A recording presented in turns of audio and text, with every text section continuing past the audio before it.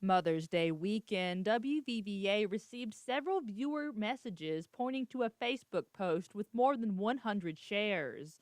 It's focused on concern over the condition of Monte Vista Cemetery in Ceres. Stephanie Dempsey of Operation Respect is one of the people who found the cemetery unkempt.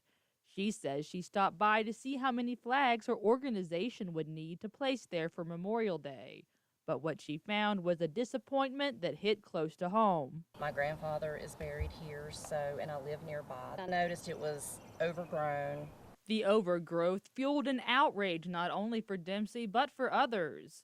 We can report this cemetery has since been mowed after Dempsey's discovery of lax lawn care, but that is not the only problem here at Monte Vista. A lot of the tombstones had been toppled over. Some of the bases of the graves were just plain, the headstones were missing.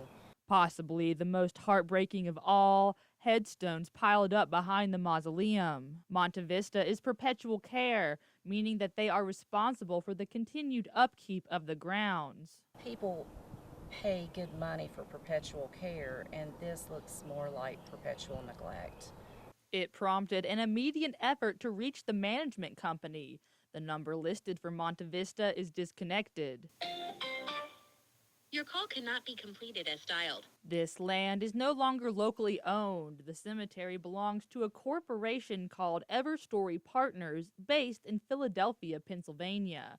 Dempsey says it seems out of state leaves the cemetery with an out of sight, out of mind approach when it comes to upkeep. I think once these cemeteries go into corporations, it becomes a matter of money, and it's no longer a property of the community. And I think that's tragic in itself, because when you have family buried in these cemeteries, you want to have a voice in what happens here. We reached out to Everstory Partners, which owns two other cemeteries here in Mercer County. We hope to ask about upkeep and maintenance records for this and the other cemeteries they own. The only response was to ask for clarification of our questions, but those questions remain unanswered by our airtime. Dempsey is hoping that Monte Vista sees the care that she believes it deserves. I would love to see a caretaker that's on premises during business hours. You know, if there's damage to a headstone, it needs to be addressed promptly. And I think family members should be notified when there's an issue. We'll share the company's response when and if we receive one. Here for you in Ceres, West Virginia, Taylor Hankins, WVVA News.